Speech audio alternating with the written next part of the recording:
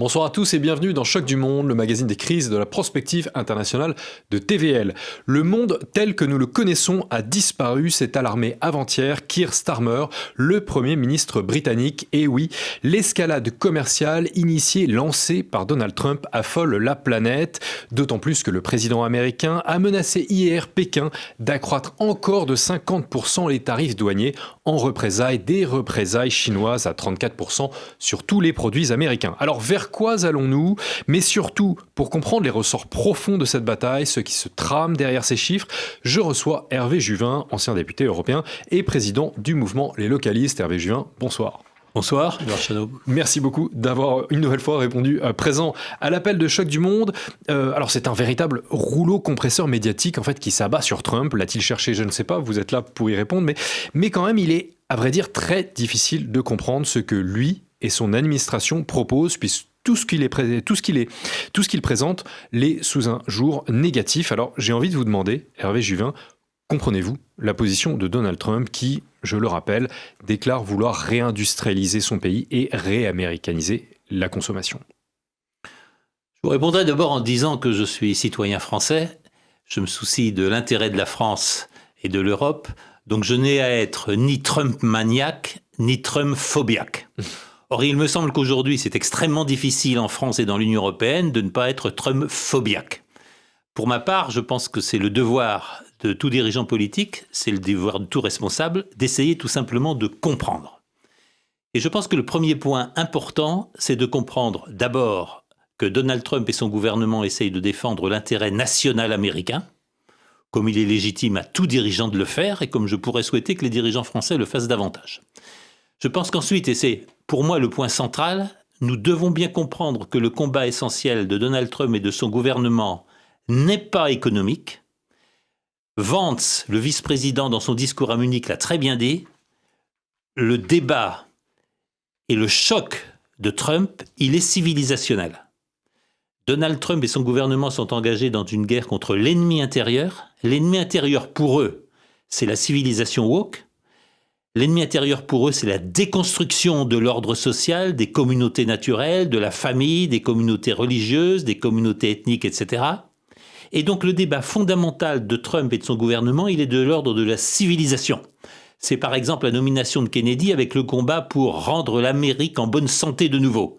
Make Americans Healthy Again, qui est un énorme combat étant donné le pouvoir de quelques grands oligopoles alimentaires, l'ultra-processed food, les médicaments qui nuisent à la santé des Américains, c'est une des parties très importantes du combat de Trump. Il n'est pas strictement économique.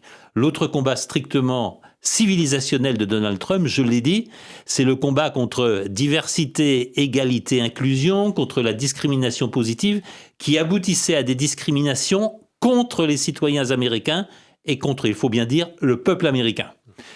C'est ce qui me paraît le plus important et qui, semble-t-il, échappe à la plupart des commentateurs qui se focalisent sur l'aspect évidemment sensible à la France et à l'Europe, qui est l'aspect des barrières tarifaires et qui est l'aspect tellement sensible à la caste des économistes, la remise en cause du diktat du libre-échange. La caste des économistes, vous avez l'air d'avoir une dent contre eux. Qu'entendez-vous exactement par cela, Hervé Juvin? Je n'ai évidemment pas de dent contre la caste des économistes, je voudrais simplement évoquer une réalité. J'ai eu l'occasion et la chance de fréquenter beaucoup d'économistes. J'ai très vite découvert que très peu nombreux sont ceux qui tirent l'essentiel de leurs revenus simplement de leur fonction d'enseignement, de leur fonction de conférencier ou de leur fonction d'auteur. La majorité, la très large majorité des économistes qui opèrent en France et en Europe et d'ailleurs aussi aux États-Unis sont essentiellement payés par les sociétés de gestion financière, par les banques, par les sociétés d'assurance, par les banques d'investissement qui emploient leurs services. Or, personne n'a envie de mordre la main qui vous paie. Or, ces établissements financiers, ce que j'appellerais la planète financière dans son ensemble, a tiré des bénéfices incroyables de la globalisation naïve. Elle a tiré des avantages absolument considérables du principe imposé à l'Union européenne par l'Allemagne lors du traité de Maastricht, de la liberté totale de mouvement des capitaux à travers le monde, de la liberté à peu près totale du mouvement des populations et de la mobilité totale des biens et services. Ce qui permet de ne plus payer l'impôt là où on devrait le payer, ce qui permet de délocaliser la production là où les coûts du travail sont les moins chers, et surtout ce qui permet à la sphère financière de s'installer en maître du monde. C'est à cela que Trump touche avec ses tarifs, en essayant de substituer les revenus tirés de l'impôt sur les mouvements de capitaux, de biens, de services à travers le monde, plutôt qu'en imposant les revenus. Ça touche le credo du libre-échange, qui est un credo, nous y reviendrons, probablement historiquement faux. Ça n'est pas vrai que le libre-échange a accompagné le développement des industries et l'industrialisation de nos pays partout dans le monde. Ça n'est pas vrai que le libre-échange est la condition de la prospérité. Mais si je puis dire, Trump touche une vache sacrée des économistes et de la sphère financière. Et voilà pourquoi à peu près 90% des économistes en France, en Europe et dans le monde sont extrêmement opposés à la politique de Donald Trump. Alors nous allons en effet revenir sur tout cela, sur le fait que la sphère financière est maître du monde, sur son credo du libre-échange. Au cœur de ce bras de fer se trouve aussi la confrontation sino-américaine. Je vous propose rapidement de revenir dessus, Hervé Juvin, et puis nous reviendrons évidemment sur les grandes problématiques que vous évoquez. La Chine veut rassurer en dépit de la panique générale dans les places boursières. Pékin affirme vouloir ramener Washington sur la bonne voie en annonçant des droits de douane réciproques de 34%. L'Empire du Milieu promet de protéger les droits des entreprises américaines sur son sol et à demeurer une terre sûre et pleine de promesses pour les investissements étrangers. Donald Trump a accusé ce 7 avril la Chine d'être le plus grand profiteur de tous en termes de relations commerciales. Selon la Maison-Blanche, vendre plus de biens aux États-Unis qu'en acheter constituerait une triche et mériterait des droits de douane pour corriger ce déséquilibre. L'objectif à long terme est de ramener à zéro le déficit commercial de 1 200 milliards de dollars américains. Alors Hervé Juvin, vous avez évoqué déjà J.D. Vance, le vice-président américain. Alors dans un autre discours, il a argué que la mondialisation avait échoué. Il a dénoncé le présupposé selon, je le cite, les pays riches progresseraient dans la chaîne de valeur tandis que les pays pauvres fabriqueraient les choses les plus simples. Alors selon lui, cette répartition des tâches n'a pas fonctionné, en particulier avec la Chine. Êtes-vous d'accord avec cela, Hervé Juvin ? Je rappelle qu'en fait, depuis 2001 et l'intégration de la Chine à l'OMC, la Chine a bénéficié de tarifs, comme on dit, faibles. Et selon l'administration américaine, les consommateurs américains ont pu profiter de biens moins chers, mais la contrepartie a été une perte considérable de production au profit de la Chine et au profit de l'Asie dans son ensemble. Je dirais cela avec un grand sourire. Nos alliés américains ont cette grande caractéristique de savoir ce qui est bon pour eux, de savoir très bien nous conseiller de faire ce qui est dans leur propre intérêt, et eux d'agir de manière totalement différente quand il s'agit de leur intérêt. En gros, les règles sont pour les autres, et les Américains diffusent les règles qui leur vont bien. Je pense qu'en effet, il y a eu un grand réveil américain. Et le réveil américain, il s'exprime d'un mot très simple, que j'entends partout à Washington, à New York ou ailleurs, « China is unstoppable ». Nous ne pouvons pas arrêter la Chine. Lors des accords qui ont présidé à l'entrée de la Chine dans l'Organisation mondiale du commerce, et donc à la baisse des tarifs douaniers concernant la Chine, la répartition du travail était très simple. Un ancien Premier ministre français, Jean-Pierre Raffarin, a fait preuve d'une sympathique naïveté quand il a déclaré « Nous pouvons toujours acheter des t-shirts aux Chinois parce que nous leur vendrons toujours des Airbus ».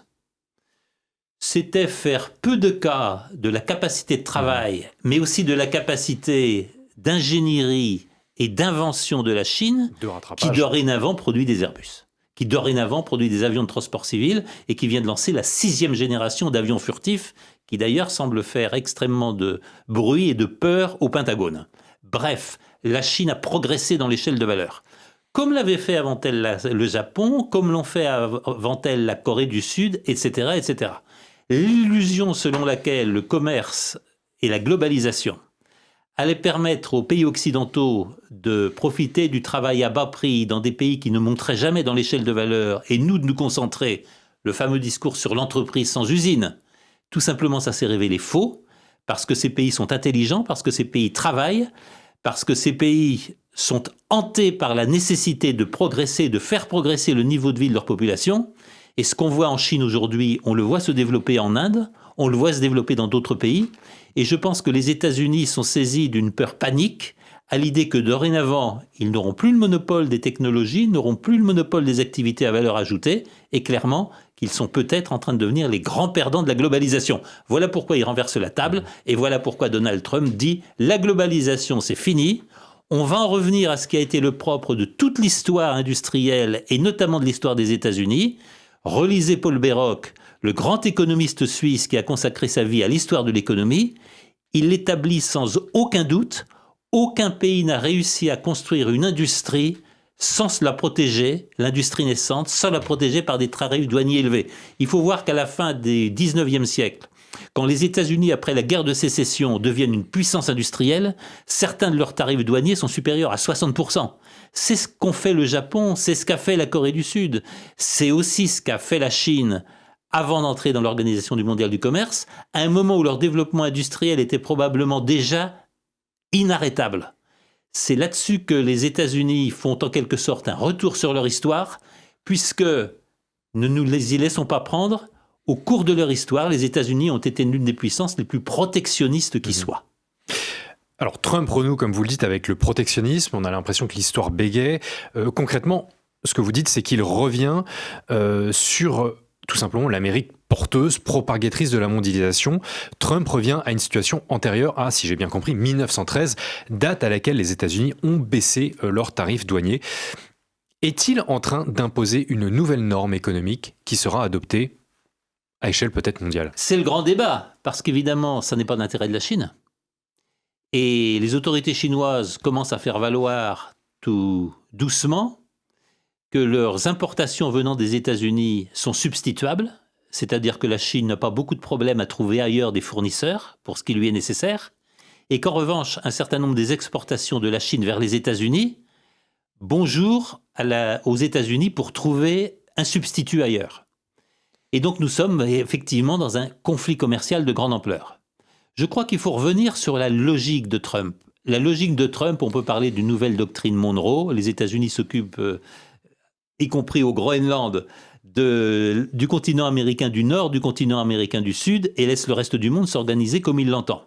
On peut parler de Jackson. On a beaucoup évoqué ce président américain qui, plutôt que Hamilton, Jefferson, Madison, les habituels classiques, les pères fondateurs, Donald Trump serait d'abord un Jacksonian, quelqu'un qui se réfère d'abord à l'intérêt national, y compris en utilisant toutes les ressources du protectionnisme pour affirmer l'intérêt national. Je pense qu'il est important de voir que Trump s'attaque à trois choses en réalité. Trump, en premier lieu, s'attaque à la globalisation parce que la globalisation, ça a été le merveilleux moyen pour appauvrir les États au bénéfice des multinationales et au bénéfice de la sphère financière. Je l'ai dit, mais j'y reviens parce que c'est absolument fondamental, je crois, dans la doctrine de Trump. La globalisation, c'est ce qui a permis à des grandes entreprises américaines, mais aussi européennes ou d'autres pays du monde, d'enregistrer des milliards et des milliards de bénéfices dans des sociétés qui ne leur font pas payer l'impôt sur les bénéfices, et de délocaliser les circuits de production en utilisant des chaînes logistiques étendues à l'ensemble de la planète, ce qui a provoqué le drame du Midwest aux États-Unis, ce qui a provoqué ce que Angus Deaton a appelé « death by despair », ces blancs de 50 ans qui se laissent mourir par désespoir, alcool, drogue, abus de médicaments. Les white trash. La white trash. Et c'est un continent au centre des États-Unis qui a pratiquement disparu de la planète économique et de la planète de l'activité. Et ça, Trump veut y porter remède. Et ça, Trump, pour y porter remède, c'est évidemment d'obliger les industries à se relocaliser, et le meilleur moyen sont les tarifs douaniers.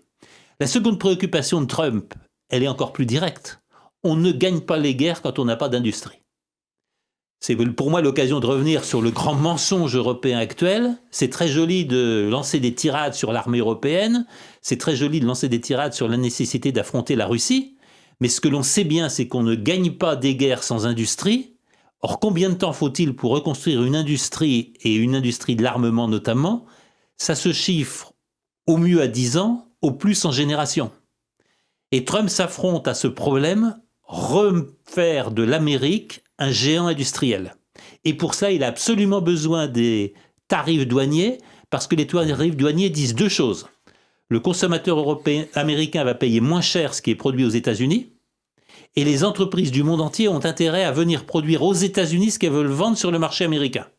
D'où, malgré les injonctions des autorités européennes ou françaises, des entreprises et des groupes multinationaux, notamment français, qui sont en train d'investir aux États-Unis. et qui vont baser des unités de production aux États-Unis parce que ça sera la condition pour vendre aux citoyens américains. Alors je l'ai dit avec un grand sourire, je ne suis pas du tout un adepte de Donald Trump, mais quelque part, par ses décisions, Donald Trump est le premier des localistes. Et Donald Trump est en train d'appliquer au moins en partie ce que devrait être le localisme, priorité à nos territoires, à l'emploi sur nos territoires et au financement de nos territoires par l'épargne de ces territoires. C'est probablement la troisième dimension de l'action de Donald Trump. Il n'est plus favorable à la liberté totale de mouvement des capitaux, il n'est plus favorable à ce que la bourse dicte la politique économique. Et pour être très clair, je pense que Donald Trump pourrait répéter ses propos du général de Gaulle, la politique de la France ne se fait pas à la corbeille. Donald Trump n'en a pas grand-chose à faire d'une baisse des bourses mondiales et d'une baisse de Wall Street et du Nasdaq, qui, en tout état de cause, ne concerne qu'une minorité des ultra-riches américains. Pour les fonds de pension, il faut faire plus attention, mais l'effet n'est pas immédiat. Je pense que Donald Trump ne va pas se soumettre et ne va pas prendre beaucoup d'importance sur la baisse actuelle des bourses. Le problème de Donald Trump, c'est que les capitaux reviennent s'investir aux États-Unis, qui financent l'activité américaine, l'emploi américain et les revenus américains. C'est l'autre grand débat de sa présidence. Va-t-il parvenir à réduire les inégalités aux États-Unis, dont on sait qu'elles se sont accrues de manière exceptionnellement forte?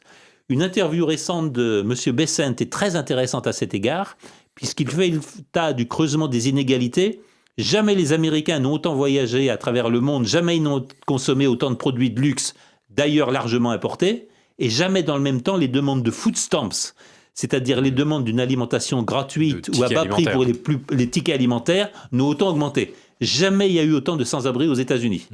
Eh bien, les socialistes européens pourraient y réfléchir, eux qui ont totalement oublié le peuple et totalement oublié ce qu'on appelait jadis le prolétariat européen. Donald Trump, sans souci, c'était une partie importante de son électorat, et Donald Trump s'y parvient à faire revenir de l'emploi, s'y parvient à faire baisser les prix à la consommation aux États-Unis, Donald Trump réellement aura une action sociale de grande ampleur. Mais cela semble potentiellement se faire dans la douleur. Le secrétaire américain que vous venez d'évoquer au Trésor, Scott Bessent, déclarait hier qu'il n'y avait aucune raison de s'attendre à une récession, mais il y a quand même potentiellement des doutes là-dessus. Alors Trump a jugé stupide la question d'un journaliste, et peut-être le journaliste aussi, l'interrogeant sur la possibilité d'une augmentation des prix, d'une inflation, d'un ralentissement de la croissance. Parfois, il faut prendre un médicament pour guérir, a-t-il expliqué. N'y a-t-il pas quand même cette crainte de voir l'Amérique à genoux pendant quelques temps? Alors d'abord, typiquement, on est dans l'affrontement entre le court terme et le long terme.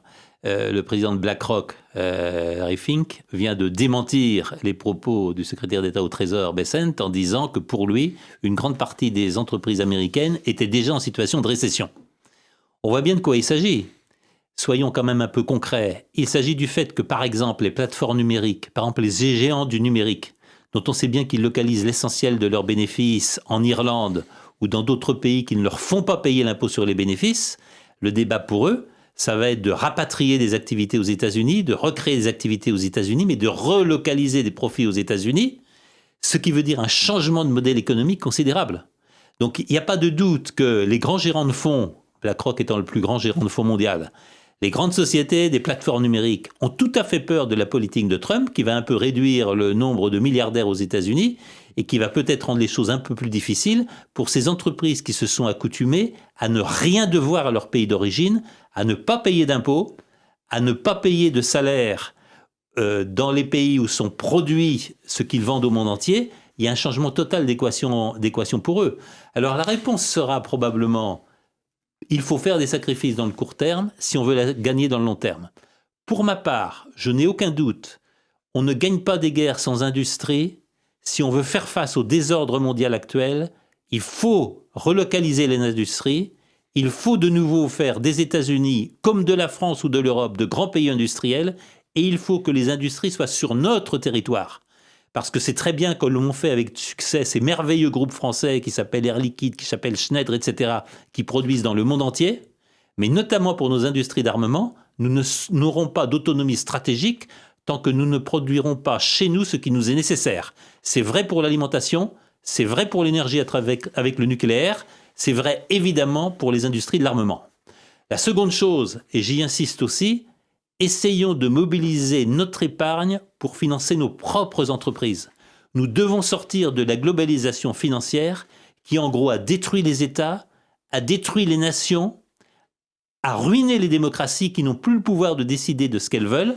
On s'était beaucoup moqué du propos de l'ancien président de Goldman Sachs quand il avait dit « Je fais le travail de Dieu ». Mais il faut bien voir que dans un monde dominé par la libre circulation des mouvements de capitaux, il avait strictement raison. Ça a été le cas de George Soros ruinant certains pays en spéculant contre leur monnaie, notamment contre la livre malaise, notamment contre la livre sterling. Est-il possible de confier aux financiers la marche du monde ? Est-il possible de faire des nouveaux financiers l'équivalent de Dieu maître du monde ? C'est aussi à cela que s'attaque Donald Trump, et c'est très peu souligné par nos commentateurs européens et par nos économistes. C'est bien un nouvel ordre du monde qui a lieu, c'est bien une nouvelle guerre civilisationnelle qui s'engage. Je regrette pour ma part que l'Union européenne semble perdue, semble s'attacher à des idées d'un autre âge, à des illusions qui nous ont fait tant de mal, et quelque part, je souhaiterais que la France notamment prenne le tournant de la relocalisation, le tournant du localisme, le tournant de l'épargne locale finançant les activités locales, parce qu'il me semble que c'est la voie de l'avenir. Alors c'est peut-être la voie de l'avenir, en tout cas ce n'est pas comme ça que la France semble réagir dans l'immédiat. La réponse européenne à l'offensive commerciale donc lancée par Trump doit être, peut-être, je cite, extrêmement agressive, a donc prévenu le ministre français du Commerce extérieur, Laurent Saint-Martin, hier 7 avril. Y croyez-vous, Hervé Juvin, à cette agressivité franco-européenne ? D'abord, je ne peux que souhaiter que la France défende ses propres intérêts et entendre un discours avec des accents nationalistes, avec des accents, si j'ose le dire, patriotes de la part du gouvernement d'Emmanuel Macron, c'est quelque chose qui évidemment me va droit au cœur. Il est bien temps. Il aura fallu ce grand mouvement, effectivement brutal, voire violent, engagé par Donald Trump, pour qu'enfin le gouvernement français se réveille avec le souci de l'intérêt de la patrie. Il était bien temps. J'ai beaucoup de doutes sur les annonces qui sont faites. J'ai beaucoup de doutes sur les annonces qui sont faites pour plusieurs raisons.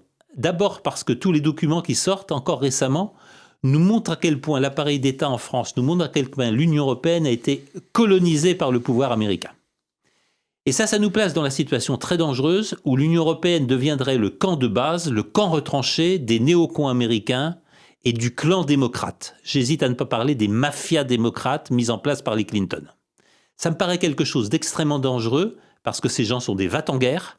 On peut leur imputer une grande partie des conflits actuels dans le monde. Parce que ces gens sont capables d'entraîner l'Union européenne dans des positions suicidaires simplement pour préserver leur idéologie. Ne l'ont-ils pas déjà fait ? Probablement qu'ils l'ont déjà fait en grande partie, notamment dans leur insistance sur le fait que l'Union européenne doit absolument affronter la Russie. Ça veut dire se battre jusqu'au dernier des Ukrainiens. Ça veut potentiellement se dire se battre jusqu'au dernier des Européens. Allons-nous laisser l'Union européenne à la France devenir le camp retranché des néocons et des mafias démocrates ? C'est une question qui se pose. La deuxième question qui se pose, c'est plutôt que d'aller à l'affrontement avec Donald Trump, ne vaut-il pas négocier en acceptant le principe d'un protectionnisme éclairé, en acceptant le principe que nous aussi nous devons relocaliser nos industries ? Et est-ce que sur ces bases, nous n'avons pas la possibilité d'engager un dialogue gagnant-gagnant avec Trump ? Je constate qu'aujourd'hui, que ce soit le président Emmanuel Macron, que ce soit les autorités européennes, ont plutôt tendance à fermer la porte et à avoir un discours agressif. J'observe cependant qu'au moins un dirigeant européen a un discours différent, c'est évidemment Viktor Orban. Et à cet égard, il convient de saluer la profondeur des déclarations, des discours et des positions de Viktor Orban, qui quelque part est engagé peut-être dans un discours gagnant-gagnant avec l'Amérique de Donald Trump, dont nous ferions peut-être bien de nous inspirer. Le dernier point... Je me permets de vous interrompre, tout en gardant des portes ouvertes avec la Chine, dont il est... Il faut bien sûr travailler à l'équilibre stratégique. Ça allait être mon troisième point. Nous nous sommes laissés enfermer dans un duo dont le maître de Bâle était les États-Unis. Nous nous sommes laissés enfermer dans une dépendance dont nous n'avons pas vu les conséquences. Aujourd'hui, nous avons les mains liées. Et aujourd'hui, j'ai tendance à sourire quand on parle d'agressivité à l'encontre des États-Unis. Nous n'en avons pas les moyens. Comment en trouver les moyens ? C'est ce que j'essaye de défendre, c'est ce que j'essaye de proposer, notamment avec de multiples interventions en Chine, en Inde. J'ai eu l'occasion d'être invité par le gouvernement indien à la Ma'al Kumbela de cette année, que j'ai eu l'occasion de présenter sur votre chaîne, je crois, ce lundi, c'est tout à fait majeur de rééquilibrer les relations. Je ne peux que rêver d'une France et d'une Union européenne qui soient, selon les mots de M. Jaishankar, ministre des Affaires étrangères de l'Inde, multi-alignés. Nous n'avons pas à nous aligner sur les États-Unis. Et pour équilibrer les États-Unis, nous devons approfondir notre relation avec l'Inde, comme le président Emmanuel Macron y travaille avec bonheur, mais nous devons aussi réaligner notre position avec la Chine, parce que nous avons des intérêts communs avec la Chine, parce que la Chine nous ouvre les portes à bien des égards, notamment parce que nos mathématiciens, nos spécialistes d'intelligence artificielle, nos spécialistes en un certain nombre de domaines industriels, je pense notamment à tous les domaines de l'écologie, de l'environnement et de la mer, intéressent les Chinois, et nous devons engager des coopérations beaucoup plus résolues pour équilibrer nos relations. Pas du tout pour engager un tournant stratégique qui nous couperait des États-Unis et ferait de nous les alliés privilégiés de la Chine ou de l'Inde, mais pour rééquilibrer nos relations. Et quelque part, si nous devons être quelque chose, c'est être multi-alignés. Le multi-alignement aujourd'hui, c'est l'autre mot de l'indépendance et du retour à la souveraineté. C'est peut-être le grand enseignement et la grande chance que nous offre Donald Trump. C'est la chance de recouvrer notre souveraineté et c'est la chance de rééquilibrer nos relations, ce qui contribue davantage à d'indépendance nationale. Je voudrais terminer là-dessus sur un point qui me paraît décisif, c'est le fait qu'aujourd'hui, autant j'ai pu dire du bien et je comprends la politique de Donald Trump, je constate qu'aujourd'hui je n'ai pas à ce jour de grande vision américaine sur le monde qui vient. J'ai une vision de l'intérêt américain, j'ai une vision de la guerre de civilisation qu'engage Donald Trump. Je n'ai pas de vision du monde. Je n'ai pas non plus de vision du monde dans l'Union européenne. Et ce qui m'inquiète à long terme, c'est que quand j'écoute l'initiative globale de civilisation du président chinois Xi Jinping, quand j'écoute l'initiative de l'Hindutva, le mode de vie des hindous présenté par Narendra Modi, qui veut faire de l'Inde la puissance spirituelle du XXIe siècle, qui ne veut pas suivre le chemin de la Chine, qui ne veut pas suivre le chemin de l'hyper-performance financière ou industrielle, mais qui veut donner à l'Inde la suprématie spirituelle dans le monde qui vient. Quand j'entends aussi le discours de Vladimir Poutine à Valdai il y a 3 ans, sur l'État-civilisation, sur la nation-civilisation, et sur le fait que la multipolarité sera un monde de civilisation au pluriel, dans la diversité des accomplissements des nations sur leur territoire, je ne trouve l'équivalent aujourd'hui ni dans l'Union européenne, ni aux États-Unis d'Amérique du Nord. Ça me paraît traduire quelque chose d'extrêmement dangereux, qui est notre faillite à inventer le monde d'après le libéralisme, d'après la globalisation, parce que Donald Trump tente d'en sortir. Je ne vois pas ses perspectives et je ne vois pas la vision du monde dont il est porteur. Pas de vision du monde dont il est porteur, un mot un peu dur visant Donald Trump sur la fin, mais en tout cas, ce sera donc le mot de la fin. Je retiens avant ça que vous avez plaidé pour une France multi-alignée, donc indépendante. Hervé Juvin, merci encore d'avoir répondu présent à l'appel du Choc du Monde. Merci à tous d'avoir suivi ce nouvel épisode. Surtout, bien sûr, n'oubliez pas de le commenter et de le partager. Merci et bonne soirée à tous.